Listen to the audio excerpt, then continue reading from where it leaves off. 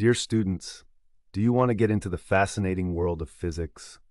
Please see this video and also subscribe to this channel. Now you are all welcome to the world of physics to explore more. Dear students, in this video we are going to study about Maxwell's equations in integral form. Electrodynamics can be summarized in four basic equations which are known as Maxwell's equations.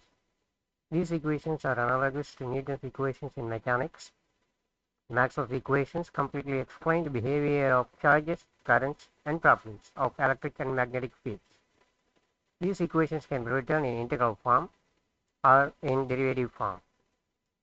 This differential form of Maxwell's equations that is beyond our level, so we focus only the integral form of Maxwell's equations. Let us consider the first equation, and that is nothing but the Gauss law of electricity, and it relates the net electric flux to net electric charge enclosed in a surface.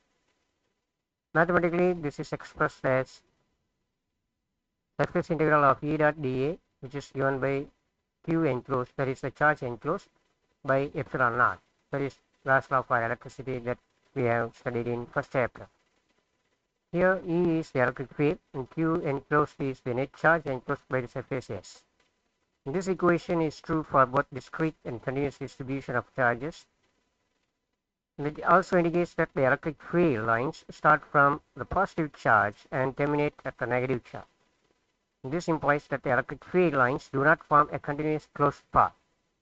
In other words, it means that an isolated positive charge or negative charge can exist, whereas in the case of magnet, a monopole cannot exist. The second equation. This law is similar to Gauss law for electricity, and so this law can also be called as Gauss law for magnetism. The surface integral of magnetic field over a closed surface is 0. Mathematically, this can be expressed as surface integral of B dot dA equal to 0, which is called the Gauss law for magnetism. Here B is the magnetic field. This equation implies that the magnetic lines of force form a continuous closed path, and in other words, it means that no isolated magnetic monopole can exist. And let us see the third equation. It is Faraday's law of electromagnetic induction. This law relates electric field with the changing magnetic flux, which is mathematically written as line integral of E dot dl equal to minus d phi b by dt. It's called the Faraday's law. Here E is the electric field. This equation implies that the line integral of the electric field around any closed path is equal to the rate of change of magnetic flux through the closed path bounded by the surface. Our modern technological revolution is due to Faraday's laws of electromagnetic induction. Now the last equation, the fourth equation. This is a modified Ampere circuit law, and this is also known as Ampere-Maxwell law. And this law relates the magnetic field around any closed path to the conduction current and displacement current through that path. So this can be expressed as line integral of beta dl is equal to mu naught IC plus mu naught epsilon naught d by dt of surface integral E dot dA. This is called Ampere-Maxwell law. Here B is the magnetic field. This equation shows that both conduction current and displacement current produce magnetic field. These four equations are known as Maxwell's equations in electrodynamics. This equation ensures that the existence of electromagnetic waves. The entire communication system in the world depends on electromagnetic waves. In fact, our understanding of stars, galaxies, planets, etc. come by analyzing the electromagnetic waves emitted by these astronomical objects. Welcome. We're diving into one of the most foundational theories in physics, Maxwell's equations. These four equations fundamentally describe electromagnetism. These powerful equations, formulated by James Clerk Maxwell, revolutionized our understanding of electric and magnetic fields.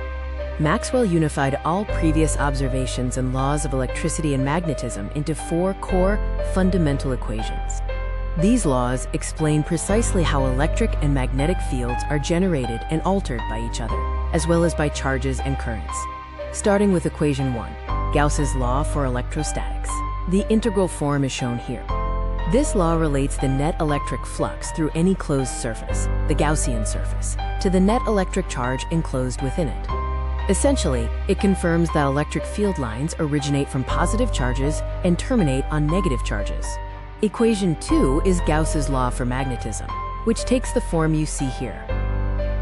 This equation states that the surface integral of a magnetic field over any closed surface is always zero. This is proof that magnetic monopoles, isolated north or south poles, do not exist. Magnetic field lines must form continuous closed loops. Equation 3 is Faraday's law of induction, critical for understanding how changing magnetism creates electricity.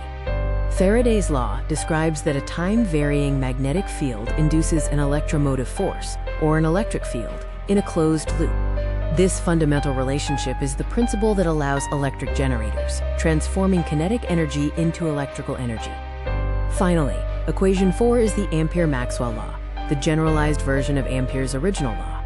This law relates the magnetic field around a closed loop to two components, the conduction current from flowing charges and the displacement current, which is due to a changing electric field. It crucially proves that not only flowing charges, but also changing electric fields produce magnetic fields. In conclusion, these four seemingly separate laws were unified by Maxwell into a single coherent theory. Together, these four integral equations describe all classical electromagnetic phenomena we observe in the universe. Most spectacularly, they predicted the existence and speed of electromagnetic waves, including light, proving electricity, magnetism, and light are all interconnected.